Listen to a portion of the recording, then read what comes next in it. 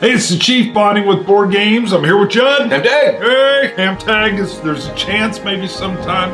We'll talk about that some other time. This is Command and Colors Napoleonics. This is what I call the Borg system. Now, Judd came over. We'd played this. Judd, you're all in on this. All in. So I'm going to come in over top. I'll cut away from this. I'll show the board, basic rules. Then we're going to come back out and we are going to go into some of the details. I needed Judd to be here. Judd is literally playing through the scenarios in order. We'll get into all that. He's got player aids. We'll get into all that. So take a look.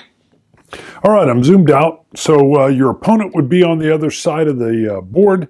And I've got a few units. So I've got some French units here, and I've got a British unit over here. But I wanted to show you the overall map because I'll put in a photo here, but you can see these little dotted lines that are dividing the board into a left, a center, and a right. Let me come in on the troops real quick. All right, now I've got them all laying down. Normally these blocks would be up, but obviously this way you can see them better. So what we've got going on is I've just put out a French light cavalry unit. I've attached a leader. So leaders don't have to be attached. They can be in a hex like this by themselves. That can be a little risky, but obviously they may want to move from one unit to another or to another and attach themselves so that they can provide their leader bonus. If they're positioned properly, they can even stop retreats, but let's put him back here for now. So your units and the cards which you'll have available to you will tell you what all these different units do. But the game's usually pretty straightforward. You will play a card. Now you'll have command cards and tactics cards. I'll flash some of them on the screen here so you can see them. And the standard command card, as you can see at the bottom, shows you how many units you can activate and then in what sector you can activate them in. So if you have an attack card, whether it's left, flank, center, or right, you could activate 3 units. Now, with this little kind of setup I have on the board, I only have 2 units that are on the left flank. This artillery unit is actually in the center. So maybe it would be better for me to play a probe card because now I'm a little more, I can activate 2 units, great, wonderful, but I'll only be able to activate these 2, but maybe I don't even have that in my hand. The gist of I have a hand of cards. That hand can be limited based on your command ability. Your command is your hand of cards. So the more cards you have, sometimes that's set up by scenario. In this game, that can be affected by going into a square, which I'll explain later. But your command is controlled by the amount of cards you have in your hand, and that allows you to be more flexible. So again, flashing some pictures up on the side here so you can see. There are also tactics cards that can be played. Now you'll see a ton of text in there on the tactics cards. I'm not going to read those out, but those will give you even more specific things. You might be able to activate all of a certain type. So you can activate all your light cavalry. And so anywhere on the board, it doesn't matter what sector they're in. Anywhere on the board, I can activate any of my light cavalry. After you play that card, whatever card that is, you'll order whatever the specific units are. You'll then decide if you want them to move or not. Sometimes it's better if they don't move, if you're going to be shooting them, because they'll be more accurate. Then you'll resolve any combat, and then you just draw another card. Now I'll show you a little bit of what this is, especially with Napoleonics, because the combat's a little bit different. So I'm bringing on the dice. One unique thing in Napoleonics is that, let's say this line infantry unit, they've been activated. I've played a card. They're not going to move. They're simply going to shoot at this light British cavalry unit. I have 4 of them. In this particular version of CNC Napoleonics, the number of dice I will roll, and yes, these are the dice that get the stickers put on them. They're not the Bakelite.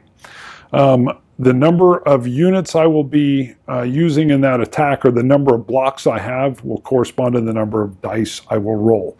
So with 4, I could roll 4 dice, but if I only had 2 blocks in there, I would only be rolling 2 die, or 2 dice.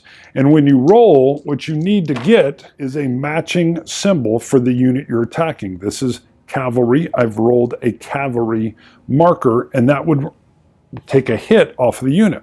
Now, line infantry, in this case, firing their muskets, do not get a hit from swords, cross swords. Sometimes you will. Sometimes you might have a bonus in that allows that to be a hit. Not in this case. Now, had I rolled line infantry, there is no line infantry, so that would be a miss. 1 hit, 1 miss. Had I rolled a flag, the unit will have to retreat. It can be different ranges, but generally, or in this case, it will retreat 1 back towards their side of the board. If for some reason you can't retreat 1, there's another unit blocking both of your retreat hexes, or you're already at the back of your board, instead of a retreat, you would take an additional hit. Now, there's things that can mitigate this, and I'm not going to go into all the different situations. So again, one of the big changes in this version is that you do match the number of dice you're rolling based on the number of blocks that are attacking. That is unique to Napoleonics. Now, another interesting thing in Napoleonics is you can do combined arms. So if this line unit of 2 is going to be attacking this light cavalry unit, and the artillery can come in and assist in a combined arms attack. Now, of course, I'd have to be able to play a card that allows this unit and this unit to both activate. But if I could activate the artillery with the line unit, the artillery gets to add their attack dice to that line infantry melee attack. Powerful punch. So let's flip this around a little bit. Now the light cavalry are going to attack that line infantry unit. The line infantry are very susceptible to damage from a cavalry unit, and they decide they want to go into square. So a couple very cool things will happen.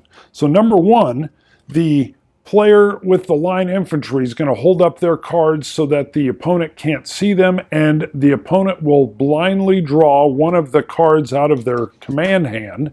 So they'll take it, and they're going to put it, I'll insert a picture, they're going to put it in their little card holding place, showing that which units are in square. The card goes in as a placekeeper, and you can now show that your line infantry are in a square formation. A line infantry has some restrictions of when they can go into a square, but if they meet the requirements, they're going to temporarily lose that card and move into the square formation. By going into square, that infantry unit gets to battle first with a single die. And if that infantry unit rolls a flag, it's called a bounce flag, the cavalry unit has to react to it. Sometimes there's some things they can do to avoid a retreat flag, but against the square, they have to retreat 1, and if they can't retreat 1, they take a loss. The same would apply if they were doing combined arms, because they would get the benefit of those artillery dice. So you can see the flags, when a unit goes into square, become quite effective.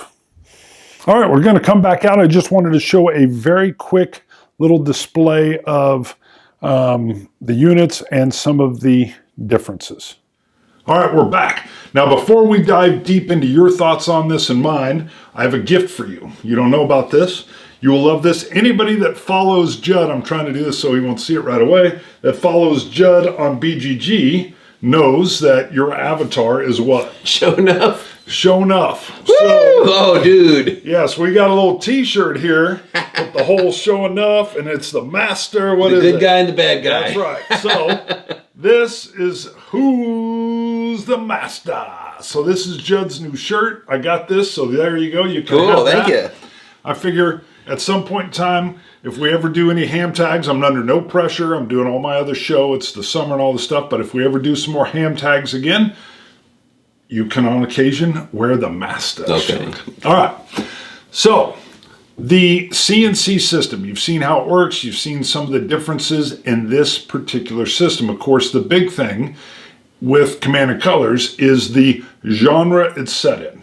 Napoleonics. Now, I loved how you first said, what were your original thoughts before you started playing this of what the Napoleonics was? You just short dead dude, and I know he wasn't short. Bill and Ted reference. Sure. Kicked everybody's rear, lost at Waterloo. That's about all I knew about it. Right. And I know you will oftentimes, well, not, I think it's almost all the time, you like to play in history and games will teach you or interest you and then you'll dive deep. Yes. Borg especially. Civil War, Battle Cry, Ancients got me into ancient history. I'm now starting to do samurai and start to learn about that. There you go. And that's the real cool basics of that CNC system. Ease of entry. And then you can go into the depth. And the system actually works really well with, you can do little effects that are different that actually really fit the history. So we'll talk about some of your player aids in a little bit, but kind of touch on, because I've only played a solo game of it and then the game with you, which was phenomenal, where we used the Russians. But talk a little bit about your depth of knowledge. Well, since I knew almost nothing about it, it's actually when the whole COVID shed-ins took place. I just started, I was trying to figure out a way to game. So I started messing around with Flying Colors. Fading Glory. That's way different games. Well, still in Napoleonic That's era. 2 words. Yeah. No, Fading Glory. So I messed around with it a little bit and started trying to learn a little bit. And then I got into this. I had bought this in 2015 and one of those few, I'm not a really big FOMO guy, fear of missing out, but I did get the expansions 1 through 4, the Army one, saying, I'm really not a Napoleon, but someday I think I will be. And I kept waiting 6 years after the fact. Finally, I sat down and I started working through the scenarios in chronological order. I'm keeping it. If you want to see a link, go to my profile, Airjud and AIRJUDDEN. On BGG? Roll all the way to the bottom, because I got a bunch of geek list highlighted, and one of them is playing through these things, and I play them. I am in the Peninsula campaign right now. But it started with expansion 3 was the first chronological one against... Which is the Russians, Austria. Right? Austria, okay. Yeah. It ends at Austerlitz, that whole thing. But anyways, and as new expansions come out, 7 will be coming out someday. I'll have to go back in and backfill. And okay, I got to play these now to get them in order. But I had the whole list at the start telling these are how I'm going to play them. I played them solo. My friend Tom and I played them on Vassal for a bit and before we moved on to Samurai. And I was like, I'll take care of the rest. But I've been going through this. And as I do it, I started going to Epic History TV on YouTube. And it's really good. It's really long, but you can catch them in bite-sized pieces. And it kind of tells you, here's what's going on. And the graphics are really neat. And it does a great job of explaining, here's what was going on. And as it's going, oh, hear this battle? Oh, I'm playing this one, this one, this one. And I start to understand these just aren't random scenarios. I see the bigger picture of what's happening. Now, as far as, and back into bigger picture, so point out some of the differences with the Napoleonic system within the Borg. The big, huge one, I remember I was going to talk about their dice reduction. That's a mechanical thing, which that kind of represents, the blocks are representing troops now instead of morale, an abstracted morale. That's what used to bug people, that you didn't lose dice. Yeah. This one is more troops. You take hits, you start losing your capability to fight, you start losing dice. And there's times where you got 1 die of an infantry going uphill and he's rolling 0 dice. Stuff like that. Cavalry, will get that off and they lose a die going up a hill. So, but the big one is the squares, which, if that's the big thing in the Napoleonic War, because the cavalry was so powerful. Got to make sure I'm saying cavalry, not cavalry. It's bad. It's real. Not the hill. Yeah. The cavalry is so powerful, and I like the design for effect. Yes, they're incredibly powerful in this game, so you get that and you square up, which at the time, you say, hey, do you want to square up? Yes. Okay, you draw a random card from my hand and put it down. What people fail to realize is, I don't like this system, I can't command the guy on the left. That represents your poor command structure.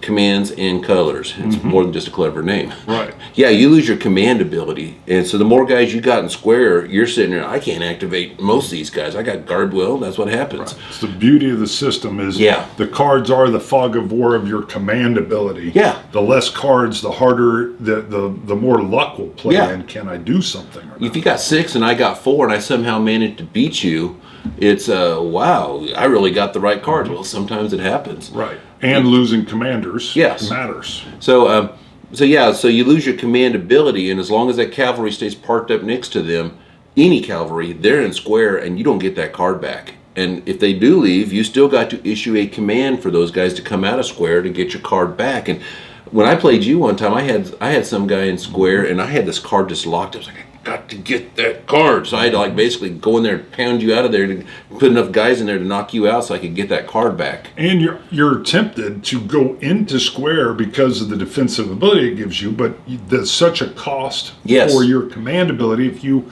move into square. Yeah. So it's like, and those tough decisions are really what was so crunchy about it. Yeah, and if you retreat, they just keep coming at you. I mean, we get one time, they get to do the momentum, keep coming at you.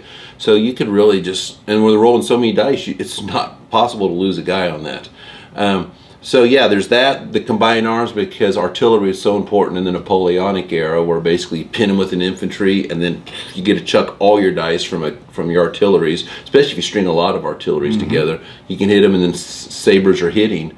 So those are the two biggies, as a square and the combined arms. And I said the cavalry is very, very important, very powerful in this, and you got to use them wisely. I played one of my games with Buddy, and he charged right in forward with his cavalry, and my guys were backed up. They couldn't retreat, so he didn't eliminate them. Then I sent my cavalry around his flanks back, so I cut off his retreat. Then I hit him with my cavalry, and I hit him with the infantry. And normally cavalry, because they're so mobile, they can pull back. They have this in all the Command and Colors games. Retire and Reform, I think they call it. Evade and Ancients. Where basically now you lose the ability to hit on sabers and all these other things. But I pinned him in and destroyed his cavalry, and boom, he was screwed right off the get-go. There went his power. So you got to use them wisely with the infantry and not get yourself pinned in like that. So, it's always tempted, I get all these dice, I'm going to go do something. You got it. They're a tool. Napoleon used them wisely. Right. Except at Waterloo. Yeah. Right. Now, when Judd was over, he said, "You can have my player aid because you improved it." Yeah. What happened was when I played solo. If you've seen the player aids, they're foldouts. And they're inefficient for solo use. And they're not thinking of this as a solo game. I always think of everything as a solo game. Because you'll play both sides. Yeah. So here I am with the Russian, here I am with the French, and a terrain chart. And I've got all this mess going on and nowhere to put it because I'm trying to manage all these card decks. And I started, I was like, there's got to be a better way. So this came about, which says every game has the French on them. So in the Russian expansion, French, Russian, and I have some... This is like their dice, and this is their other tech, more of the combat stuff, and then the other stuff on the back. And you put this on BGG, right? Yeah. Yes, so just so folks know. Yeah, so I had one for each one of the 4 expansions. Then, as I got into it, I realized, outside of line infantry, most of these guys have the same properties, or very similar. So I created one sheet that does all armies. So, and even if you're playing 2-player, this is fine. You can see what the other guys does. But yeah, it tells you everything. And I have a little color coding here, which if you're colorblind, not the best thing. But yeah, it tells you that how many blocks each one gets, and then and then I color code. If it's red, it's British only characteristic. But yeah, you set this thing up, your terrain, you've got everything to play a solo game. So it is on BGG. So, as far as Command and Colors or the board system, I always tell people it's really, what theme do you like? Do you like Ancients? Boom. Do you like World War II? There's a game for you on that. World War I. The Civil War. So I always tell people, just head toward, I know there's some complexity differences and stuff, but if you're really into the era, that's where I'll tell people, dive in first, because if you already love Napoleonics, jump in. Napoleonics is my least favorite area to game. It used to be mine. Right. And then you kept telling me, you're doing this thing, you're playing through, historically you're in it. And I actually thought I was going to pass on this altogether. But I love the system. I thought, I shouldn't just toss it off because I don't like Napoleonic. So I thought, all right, let me play it. Played it with you, had a blast.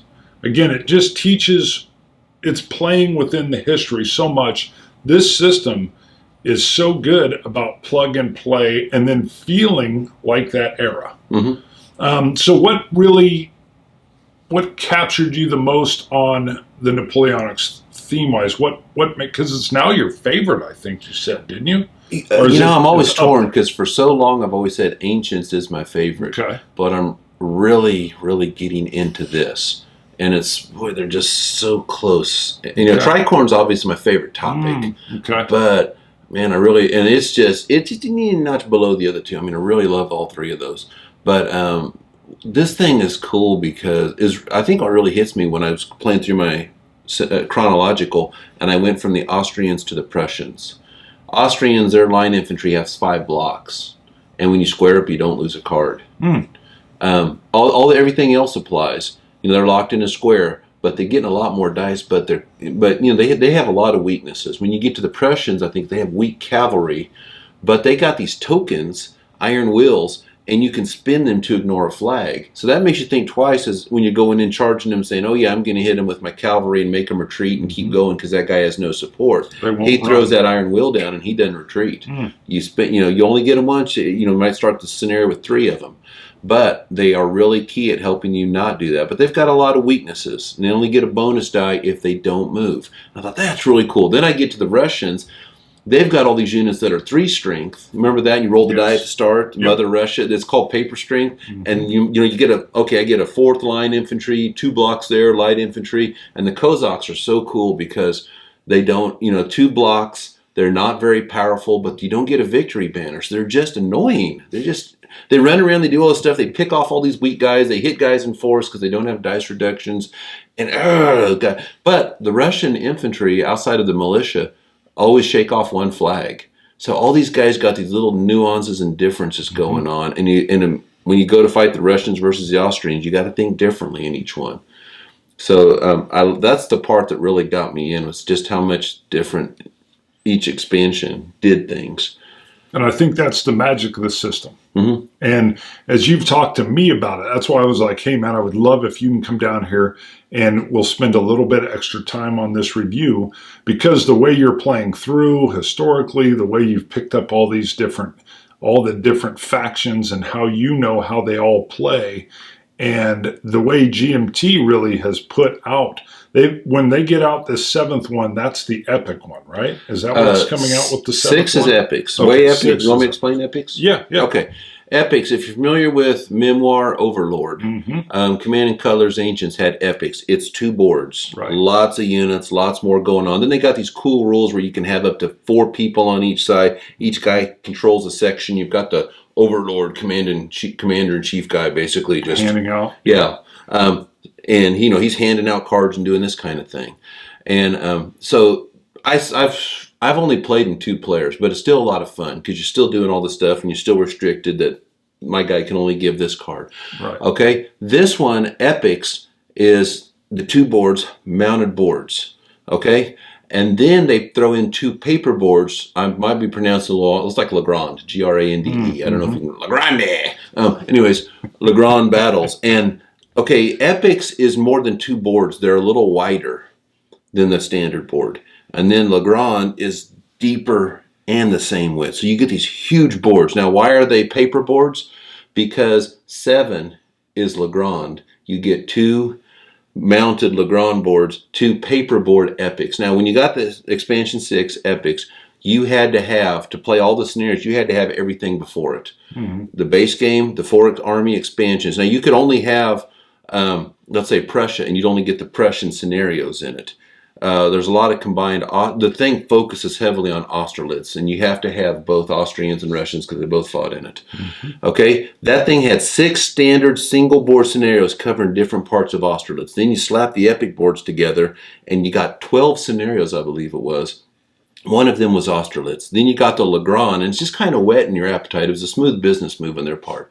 Here's 2 scenarios Legrand, including Austerlitz. And let me tell you, Austerlitz at that level, you're like, it's only a little deeper. Oh no, it's so much better. And then the next one, it flips it.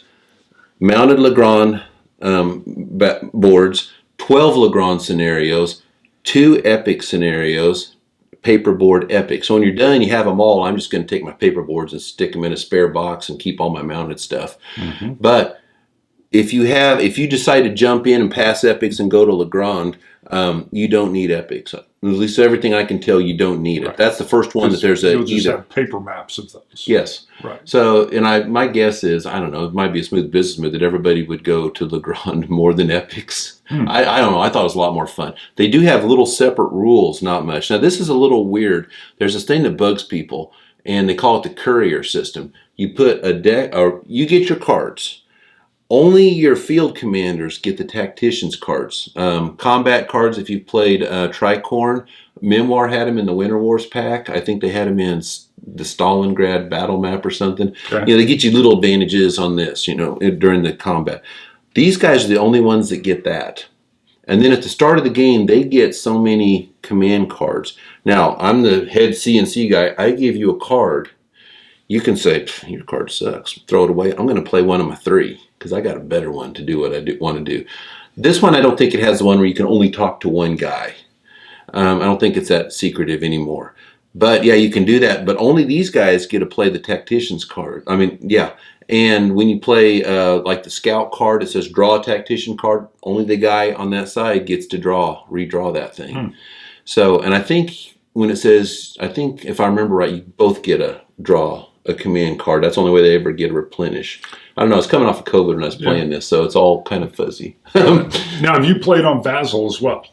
Yeah, I have not played Epics or Legrand. But you've played CNC. Oh yeah, Tom and I played tons. It's in my thing. Got it.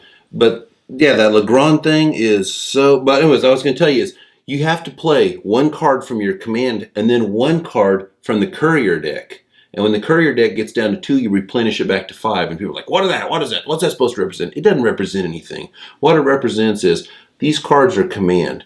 And in a game of Legrand, you don't want to have 15 cards like you do in Ancients. That's a bit much to handle, or whatever it is. That's a lot. You only have quite a normal size hand. But remember, the command is all about, I can't activate that side. This is so annoying. So when you see those 5 cards out there, yeah, you know what? I have to use one of these, but yeah, this is pretty good. Or, wow, that guy really could use the cavalry charge. Yeah, I'm going to use that one. So there's a little command games you can play with that. But that's all it is to help balance the command of the game out. Got it. So, anything else you want to throw in before we close? Not really. All right. Oh, when I was talking about which one's better, all 3 of those games, Tricorns, this, and Napoleonics, they're all top 10 for me. So you're splitting hairs. When I talked about recommending, if somebody's coming off of like Euro games, I'd say probably a little better to get a little familiar if you don't have an experienced player to play a Memoir or Battle Cry, because these aren't easy games. When I went from Memoir, and I was an experienced war gamer, to Ancients, I was having a hard time wrapping my head, especially all these unit differentiations, and this guy can evade, and this guy can't, and this guy gets swords, and this guy can move too, and it was an awful lot. And yeah, support, battle backs. The rule book's, I don't know, like 24 pages. It's got a little beef. So if you're coming off of something, it's possible. Either find somebody to teach you on Vassal or find an experienced player. It's not the easiest thing to conquer on your own unless you're an experienced war gamer. It's like, yeah, I got this. And Memoir, easy entry. Yeah. Battle Cry I have, but I haven't played it yet. Oh yeah, Battle Cry is easy. Battle Cry might be a touch more difficult, but only by this much because it had the leaders in it. Battle Lore, the first edition, was the first I ever got. And that had the mythical creatures, so it's kind of like the 100 Years' War, but with earth elementals and all the giant. It used some of the commanding colors. I don't think it used momentum on cavalry or something like that. It's been too long. I sold my copy years ago. But yeah, it was a. But yeah, they use the support and battle back ideas. But yeah, usually the word, if I tell people it has the word command and colors, it's going to be a little beefier. If it doesn't have the word command and colors, you're probably good. Yeah, good point. All right. Command and colors, Napoleonics. We brought the master, Judd, in. Who's the master? Yeah. Had to bring it back. All right, see you guys. Bye.